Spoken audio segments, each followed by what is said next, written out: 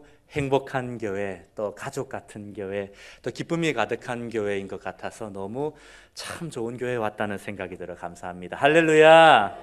네, 우리 다윗 목사님 말씀에도 일부 예배 때 너무 은혜 받고 정말 또 많은 분들이 환대해 주셔서 참 감사드립니다. 특별히 또 오후 예배 때 이렇게 중고등부 또 청년대학부 학생들이 또 이렇게 찬양으로 섬기고 또 우리 귀한 선생님들 또 특성해 주시니 앞으로 하나님께서 우리 교회를 사용하시고 이 반송제일교회 특별히 다음 세대를 부흥시키고 회복시키실 줄로 믿습니다. 네, 오늘 저는 다음 세대를 위한 눈물의 기도라는 제목으로 함께 하나님의 말씀을 나누고자 합니다. 한번 따라해 주시겠습니까? 다음 세대를 위해 눈물로 부르짖읍시다.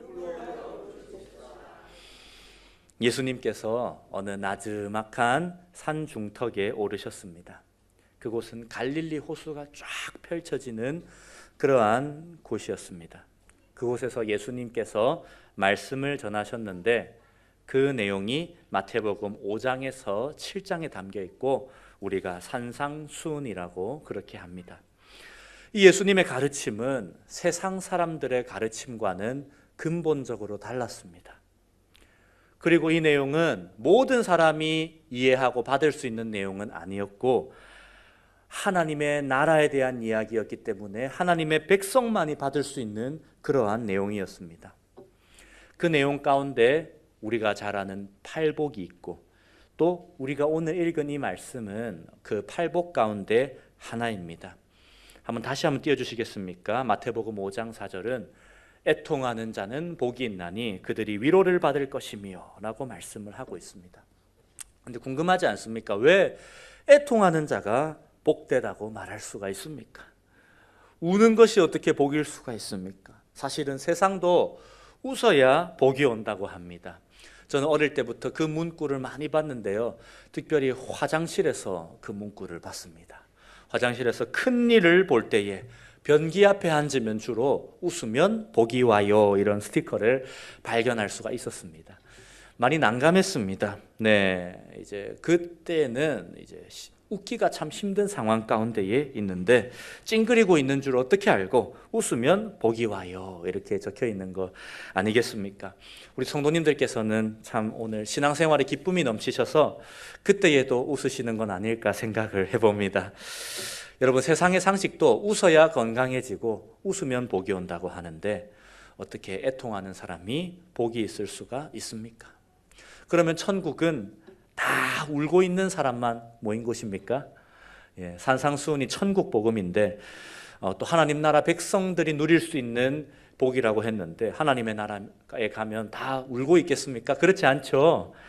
요한계시록 21장 4절에 보면 모든 눈물을 우리 주님께서 닦아주시는 곳이 하나님의 나라이니 사망도 없고 애통하는 것도 곡하는 것도 없다고 분명히 기록을 하고 있습니다. 천국은 웃음과 기쁨과 감사의 세상인 줄로 믿습니다. 그렇다면 왜 우리 보고 애통하라고 말씀을 하십니까? 왜 하나님의 백성은 애통해야 합니까?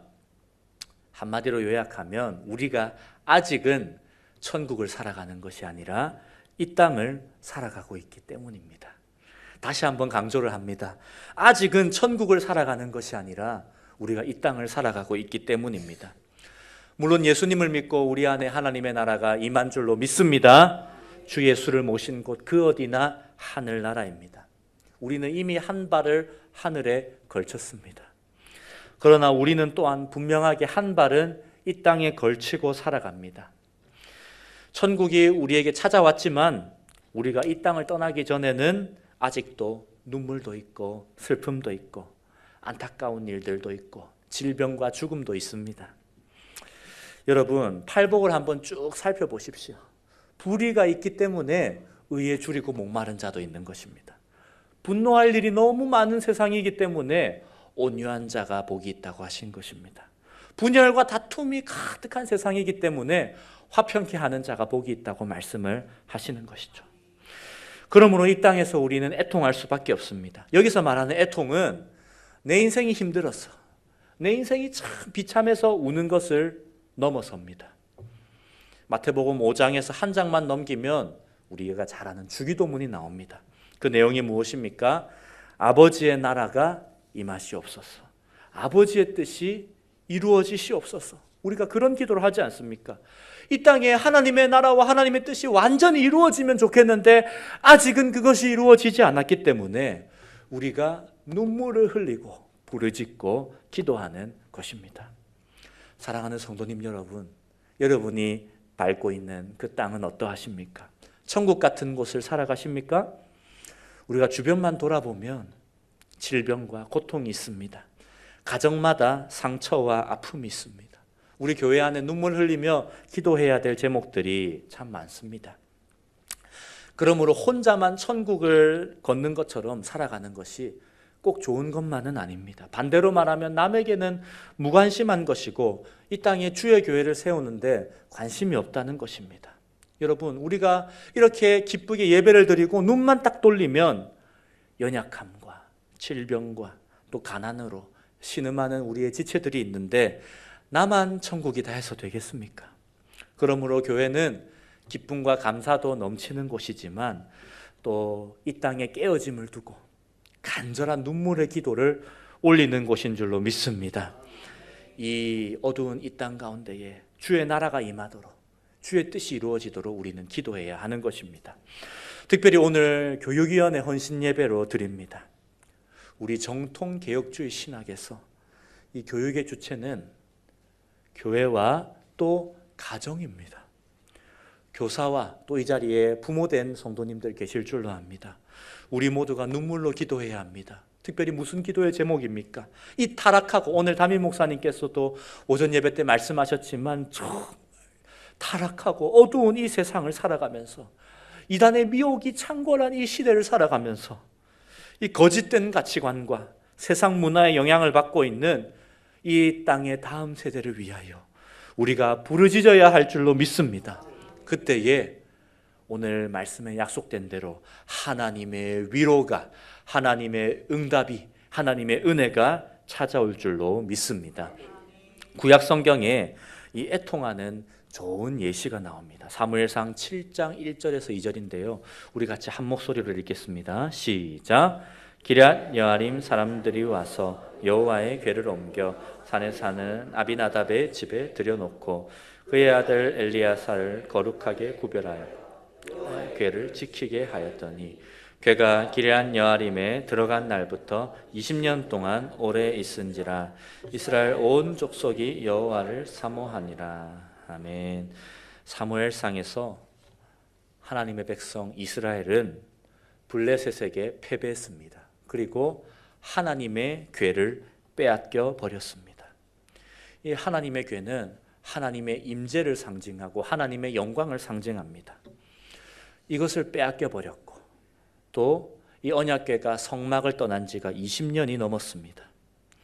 언약궤가 없다는 것은 하나님이 이스라엘을 떠나셨다는 그러한 의미로 다가올 수밖에 없습니다. 너무나 황폐한 모습입니다. 그런데 그때 이스라엘 백성들이 어떻게 합니까? 2절 말씀에 그렇게 되어 있죠. 이스라엘 온 족속이 여호와를 사모하니라. 할렐루야.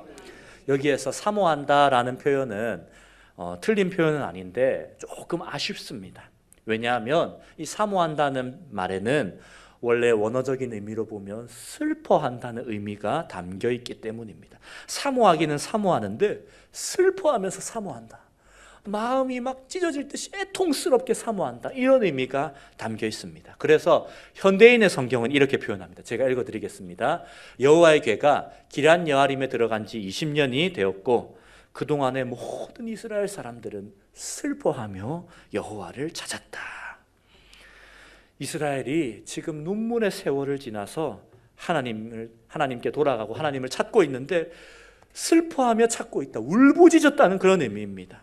20년 동안 그 아픔과 고통을 겪었고 주여 이제는 회복시켜 주옵소서 라고 애통하는 것입니다. 그 이후에 어떤 일이 일어납니까?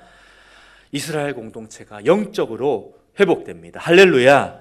블레셋을 쳐 부수고 승리합니다. 하나님의 위로가 임하게 된 것입니다.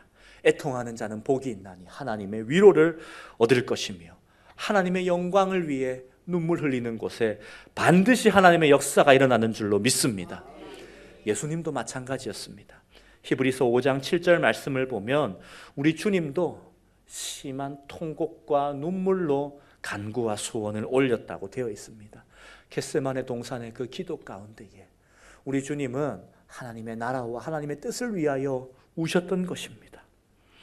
십자가와 부활의 모든 과정에서 주님은 통곡을 흘리며 통곡하고 눈물을 흘리며 기도했습니다. 하나님의 아들을 십자가에 못 박는 이 더럽고 죄악된 땅 가운데에 하나님의 뜻이 이루어지도록 울부짖으며 기도했고 하나님 앞에 헌신했습니다. 그러니 하나님의 위로가 임했던 것입니다. 하나님께서 부활의 영광을 허락하셨고 그 눈물로 말미암아 죄인들이 구원받고 하나님의 백성이 되고 하나님의 나라가 이 땅에 세워지는 놀라운 일이 일어났던 것입니다. 사랑하는 성도님 여러분, 성경이 말하는 애통은 단순한 감정이 아닙니다. 주저앉는 것도 아닙니다. 애통은 하나님 앞에 나아가서 울부짖는 거룩한 부르짖음입니다. 아버지의 나라와 뜻을 위해서 살아가는 사람이 주님 어찌하여 이 일이 속히 이루어지지 않습니까? 주님 언제까지입니까? 아버지여 눈물의 기도를 듣고 응답하옵소서 하고 부르짖는 것입니다. 미스바에 모였던 이 이스라엘 백성처럼, 눈물의 선지자였던 예레미야처럼, 조국의 회복을 구했던 느헤미야처럼, 겟세마네 동산의 예수님처럼 그들의 눈물은 하나님의 나라를 향한 기도였고 그 기도는 하나님의 위로로 응답을 받았습니다. 오늘 이 헌신 예배를 맞아서 우리가 진짜 눈물 흘리고 부르짖어야 할 기도의 소원이 무엇입니까? 주여, 이 땅의 다음 세대를 회복시켜 주옵소서. 곧 여름이 다가옵니다. 우리가 여름 수련회도 하고 여름 성경학교도 하고 우리 여러 가지 프로그램을 하는데 이 시간들이 다음 세대들에게 잔치 자리가 되기를 간절히 원합니다. 그러나 우리가 참 이러한 사역들을 놓고 마냥 기뻐할 수만 있습니까? 우리 아이들의 삶이, 우리 청소년과 청년들의 삶이 마냥 천국입니까? 오늘날 깨어진 가정이 너무나 많습니다. 또 가정의 문제, 학교의 여러 문제로 상처를 입은 아이들이 참 많습니다. 자신을 숫자로 평가하는 성적과 또 외모와 또 등급의 그러한 문제로 인해서 우울증을 겪고 자살을 생각하는 아이들이 너무나 많습니다. 또 우리 아이들이 앞으로 살아갈 세상은 어떠합니까? 음란하고 패역한 세상, 악한 시대를 살아갑니다. 오늘 담임 목사님 말씀하신 것처럼 이전보다 오늘날이 살기는 더 나아졌지만 문화적으로 훨씬 더 악한 세상을 살아갑니다. 포르노와 또 문란한 콘텐츠들에 예전보다 훨씬 더 쉽게 접근할 수가 있습니다. 성경적이지 않은 동성애, 트랜스젠더 이런 가치관들이 유튜브 또 페이스북, 인스타그램 버젓이 나타나고 심지어 TV에도 그냥 나타나서 요새는 방송을 하고 있습니다. 여러분, 다음 세대의 주일학교 숫자가 급감하고 있습니다. 우리나라의 아이들도 줄어들고 있지만 그 속도보다도 주일학교가 줄어드는 비율이 2배 가까이 빠릅니다. 다음 세대들이 이제 예수를 잘 안 믿는다는 것입니다. 청년 세대들도 교회를 떠나는 일이 몇 배가 증가했습니다. 최근 청년의 숫자가 이 최근 10년 동안에 절반에 가까운 수로 줄었다고 합니다. 기독 청년이 말입니다. 다음 세대들은 믿음으로 살아가기 어려운 시대를 맞이할지 모릅니다. 그들이 살아갈 세상은 앞서 나누었던 것과 같이 천국이 아닙니다. 그들이 믿음으로 싸워 이기고 정복해야 할 그 땅은 너무 어둡고 황량합니다. 여러분, 우리가 울면서 기도해야 될 제목이 정말 무엇입니까? 그들의 성적과 성공입니까? 학원을 보내고 과외를 시키고 수많은 투자를 하는 것도 물론 좋지만 진짜 우리가 마음을 쏟고 진액을 쏟아서 투자해야 될 주제는 무엇입니까? 주여, 이 시대의 청소년들, 청년들, 우리 자라나는 아이들이 주 예수를 인격적으로 뜨겁게 만나게 하여 주옵소서. 악한 세대에서 거룩하게 살아갈 믿음을 주옵소서. 우리가 이렇게 부르짖어야 하지 않겠습니까? 다음 세대가 다른 세대가 되지 않기 위하여 오늘 교사와 또 부모가 울어야 합니다. 교사가 울부짖는 교회만이 희망이 있고 소망이 있는 줄로 믿습니다. 제가 고등학교 시절만 해도 제가 우리 진여민 강도사님과 동기라고 말씀을 드렸습니다. 학창 시절에 우리 강도사님이 참 운동을 잘했습니다. 아무튼 예, 참 10년 전, 10년 조금 더 됐죠. 한 15년 전 정도 고등학교 시절만 해도 수련회를 가서 가서뿐만 아니고 수련회를 준비하는 그런 모든 과정에서 온 교회가 함께 기도하며 부르짖었습니다. 눈물과 땀을 쏟았습니다. 수련회 가기 전에 이미 교사 그리고 온 성도들이 이미 그들을 위해 눈물을 쏟았고 가슴이 불타올랐습니다. 그리고 수련회를 가면 학생들 한 사람 한 사람을 붙잡고 기도하는 교사들이 넘쳐났습니다. 저를 붙잡고 기도하는 그 교사의 눈물이 제 어깨를 적셨습니다. 그 눈물 때문에 또한 지금 이 자리에 여기 목회자 한 명도 서 있는 것입니다. 오늘날 많은 분들이 수년, 수십 년 교사의 사명을 감당하면서 노하우와 스킬이 늘어납니다. 다음 세대 사역들도 사실은 얼마나 많이 발전을 했는지 모릅니다. 그러나 오늘날 우리 다음 세대를 위해 눈물과 진액을 쏟는 교사가 혹시 줄어들고 있지는 않은지 우리가 돌아보길 소망합니다. 애통하는 자는 위로를 받는다고 하였습니다. 눈물이 마르면 하나님의 역사가 없습니다. 교사의 눈물이 한 영혼을 살리는 줄로 믿습니다. 반송제일교회 교육위원회와 또 섬기시는 교사분들을 통하여서 또 믿음의 부모님들을 통하여서 우리 천하보다 귀한 다음 세대들이 주님을 만나야 합니다. 그런 역사가 일어날 줄로 믿습니다. 우리가 부르짖을 때 하나님 반드시 응답하시고 하나님이 주시는 위로와 열매가 있을 줄로 믿습니다. 제가 고등부 사역을 오래 했습니다. 그때 한 부모님이 저를 찾아오셨습니다. 그리고 제 앞에서 눈물을 쏟으셨습니다. 어떤 일인가 들어보니 자신의 아들이 이제 과학고를 갔습니다. 과학고를 갔으니 물론 오늘 이 자리에 또 중고 청년분들도 있던데 공부를 잘해 하나님께 쓰임 받는 것은 아닙니다. 하나님이 들어 쓰시면 어떠한 연약함에도 위대하게 쓰임 받는 줄로 믿습니다. 하지만 또 과학고를 갔으니 부모님 입장에서는 얼마나 또 자랑스럽습니까? 그런데 과학고에 가서 또 첨단 또 과학적인 지식과 또 교육을 받다 보니 이 학생이 어느 날부터 신앙에 회의감이 들기 시작한 겁니다. 그리고 어머님을 향해서 엄마 나 이제 교회 안 가요. 그 정도면은 차라리 낫죠. 심각한 안티 크리스천이 되어서 어머니 이제 저에게 절대 교회 가란 말 하지 마세요. 교회 가서 그 기도하는 애들과 선생님들 보니 완전 돌아버린 것 같아요. 미친 것 같아요. 저 거기 같이 못 있어요. 이렇게 어머니에게 얘기를 했으니 그 착하던 아들 또 공부까지 잘하던 아들이 그러니 얼마나 충격을 받으셨겠습니까? 그때에 제가 어머님과 함께 울면서 같이 기도했습니다. 그리고 어머님께 당부를 드렸습니다. 어머님 포기하지 마십시오. 눈물을 흘리며 부모님이 기도하고 포기하지 않으면 때가 되면 반드시 하나님이 역사를 하십니다. 어머님은 아이가 이 정도로 이렇게 부정적인 태도를 취하면 억지로는 하지 마시되 늘 하나님이 널 사랑하시고 부모님이 널 사랑한다고 말해주시고 눈물로 권면해 주시고 어머니는 널 위해 기도한다고 계속 말씀해 주십시오. 같이 기도하십시다 어머니 이렇게 말씀을 드렸습니다. 그리고 3년 동안 기도했습니다. 고1, 고2, 고3 저는 수없이 그 학생을 찾아갔습니다.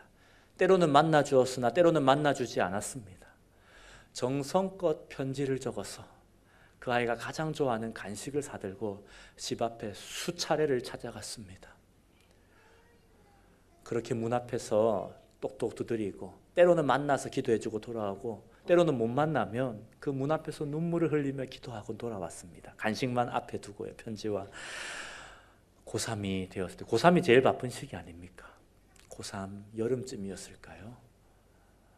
앞에서 말씀을 전하는데 늦게도 들어왔죠. 말씀을 전하는데 그 학생이 탁 들어와서 왔는데 제가 말씀을 전하다가 눈물이 터져버렸습니다. 하나님 그렇게 안티 크리스찬이 되어버렸던 그 학생을 하나님 포기하지 않으시고 오늘 예배 자리로 데려오셨군요. 그 예배 마치고 수많은 고등부 학생들이 막 이제 저에게 찾아와서 목사님의 말씀을 전하다가 그렇게 펑펑 우세요.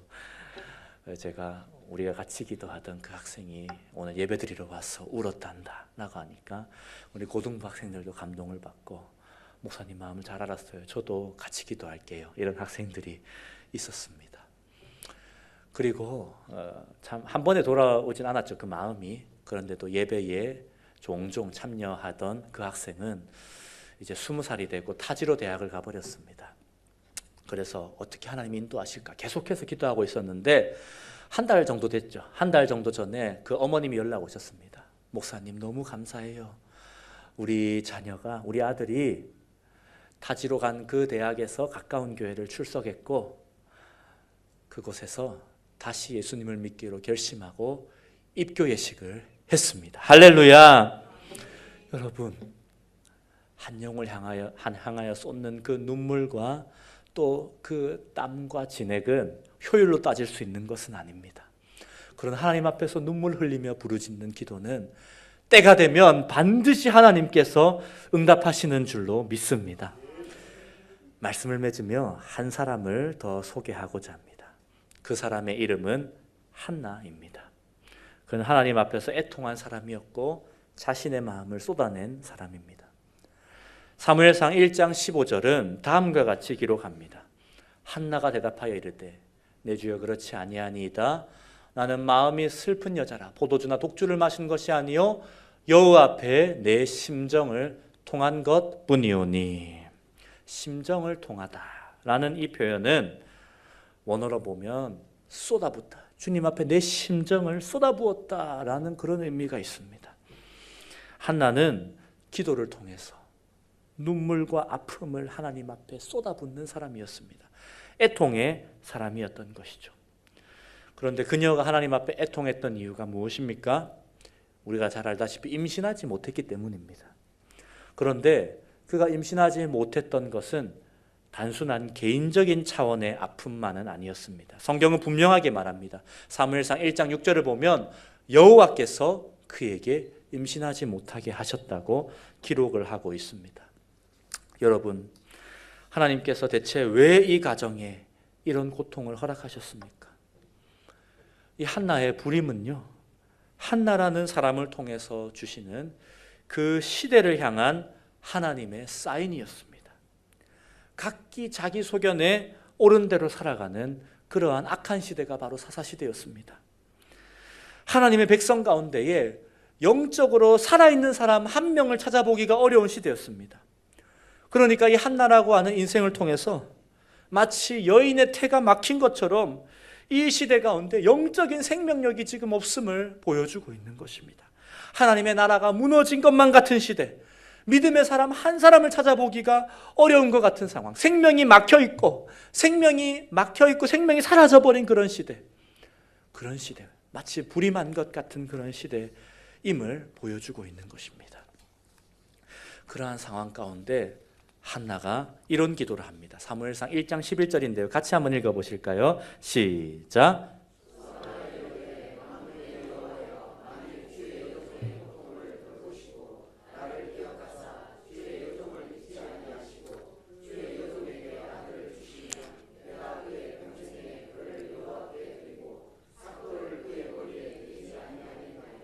아멘. 좀 이 기도가 이상하지 않으십니까?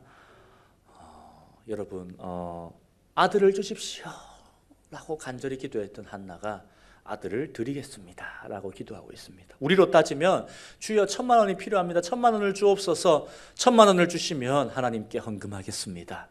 마치 이런 기도와 뭐가 다르겠습니까? 근데 한나가 왜 이런 기도를 할까요? 제가 곰곰이 묵상하다 참 이 말씀 가운데서 그런 마음이 들었습니다. 한나가 이런 기도를 할 수 있었던 이유는 그 애통하는 기도 가운데 이 시대를 향한 하나님의 마음을 깨달았기 때문입니다.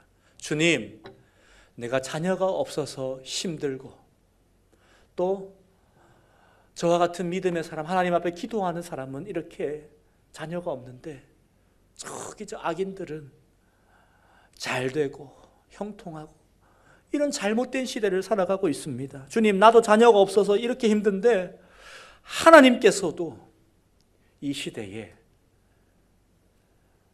믿음의 사람 한 사람이 없어서 힘드시군요. 내 삶도 자녀가 없어서 이렇게 황폐한데 하나님께서도 이 주의 백성들의 이 상황을 보시고 마음이 황폐하시군요. 주님, 내게 주님께서 자녀를 주신다면 내가 주님께 이 자녀를 내어드리겠습니다. 이 자녀를 다시 하나님의 사람으로 돌려드리겠습니다. 이 시대를 밝힐 등불로 내가 주님께 내어드리겠습니다. 라고 기도했던 것이죠. 처음에 한나는 개인적인 차원의 아픔을 가지고 애통했을지 모릅니다. 그런데 하나님 앞에 애통하며 자신의 마음을 쏟아부으니까 어떤 일이 일어납니까? 하나님도 한나에게 자신의 마음을, 자신의 그 애통한 마음을 쏟아부으셨던 것입니다. 하나님의 마음이 한나에게 부어지니 이제 한나의 애통은 자신의 아픔을 넘어서 하나님의 나라를 위한 기도가 되고 하나님의 뜻을 위한 기도가 되었던 것입니다. 그리고 하나님이 그의 기도에 응답하심으로써 그를 위로하신 것입니다. 한 명의 기도하는 어머니가, 한 명의 애통하는 한 사람이 그 시대를 살리게 되었던 것이죠. 사랑하는 우리 성도님 여러분, 특별히 교육위원회 교사 여러분들과 또 부모님 여러분, 오늘 우리가 흘리는 눈물은 어떤 눈물입니까? 우리의 자녀의 성적이 떨어져서 좋은 대학에 못 갈까 봐, 원하는 스펙을 못 채워서 취업과 결혼과 성공을 위해서만 우리가 울고 있지는 않습니까? 자녀의 교육을 위해서는 가슴이 뜨거워지지만 이들의 구원과 거룩과 영적인 성장을 위해서는 눈물이 안 흐르지는 혹시 않습니까? 주님은 하나님 나라를 위해 눈물 흘리는 한 사람을 찾고 계시는 줄로 믿습니다. 우리가 한나와 같이 기도할 수는 없을까요? 우리의 자녀를 성공하게 해달라는 기도를 넘어서 주님, 내 자녀를 내어드리오니 이 시대를 위한 거룩한 하나님의 사람으로 사용하여 달라고 우리가 기도하기를 간절히 소망합니다. 예전에 신학과에서 신학을 공부할 때 한 교수님께서 이렇게 말씀을 하셨습니다. 목회자는 목회를 하면서 눈물의 사람이 되어야 한다. 내가 맡은 성도님들을 위하여 기도하고 또 특별히 내가 맡은 그런 영혼들을 위하여 기도할 때에 하나님 앞에 서면 눈물이 쏟아져야 된다. 그런데 때로는 눈물이 안 흐를 때가 있다. 그러면 자기 손가락을 탁 들어가지고 자기 눈을 찔러서라도 눈물을 흘려야 한다고 말씀을 해주셨습니다. 이렇게 웃기죠? 네. 자기 손가락으로 눈을 찔러서 나오는 눈물이 진짜 눈물입니까? 그런데 우리 담임 목사님도 계시고 참 먼 후배 사역자로서 부끄럽지만 사역을 해보니까 그 말이 가슴에 절절하게 맺힐 때가 너무나 많았습니다. 새벽부터 나와서 또 저녁 늦게까지 또 말씀도 준비하고 또 성도님들을 찾아뵙고 병문하고 장례도 치르고 여러 그런 섬김과 하다 보니 또 사회에서 살아가는 성도님들도 지치시겠지만 목회자도 곤고하고 피곤하고 지칠 때가 있더랍니다. 그런 상황 가운데에 기도의 자리로 나아가고 또 새벽에 기도의 자리를 지키다 보면 육신이 고단하고 또 마음도 지칠 때 눈물이 안 흐를 때가 있더랍니다.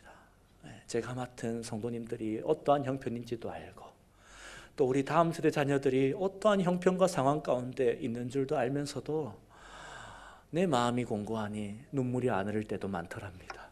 그때 저는 그 교수님의 그 말씀을 기억합니다. 내 눈을 찔러서라도 내가 눈물을 흘려야겠구나. 내가 눈물이 많으면 누가 이들을 위해 울고 기도할 수 있단 말인가. 목회자가 울지 않으면 이 사역지에 어떤 소망이 있고 하나님의 응답이 있단 말인가. 제가 그런 고민을 할 때가 참 많습니다. 여러분, 이것이 비단 목회자만입니까? 오늘 이 자리 가운데 직분을 맡아 수고하시는 귀한 분들 계십니까? 직분자는 교회를 향한 눈물이 말라도 됩니까? 교회를 생각할 때마다 산적한 기도의 소원과 연약한 성도, 또 오늘 가장 중요한 이 다음 세대를 놓고 우리가 눈물 흘려야 되지 않겠습니까? 교사가 우리 자녀들을 위해 눈물 흘리지 않으면, 부모가 눈물 흘리지 않으면 열매가 있겠습니까? 메마른 눈을 가진 교회는 소망이 없습니다. 눈물이 없는 교회는 소망이 없습니다. 그러나 다음 세대를 위해 눈물 흘리는 사람이 있는 교회는 소망이 있는 줄로 믿습니다. 다음 세대를 바라볼 때 가장 애타고 눈물 흘리고 가슴 아파할 분이 누구시겠습니까? 바로 우리 하나님이십니다. 구약 성경에 수없이 나오는 내용이 자기 백성을 위해 눈물 흘리신 하나님이시죠. 하나님은 하나님과 같은 마음을 품은 사람을 찾고 계십니다. 하나님께서 애통하시는 하나님이시기 때문에 오늘 우리도 애통해야 합니다. 하나님의 마음을 품은 교사, 하나님의 마음을 품은 부모를 찾고 계십니다. 그리고 그 눈물의 기도는 하나님의 응답을 경험하게 됩니다. 애통하는 자는 복이 있나니 그들이 위로를 받을 것이며, 한나와 같이 부르짖는 교회, 부르짖는 교사가 되시기를 우리 주님의 이름으로 축복합니다.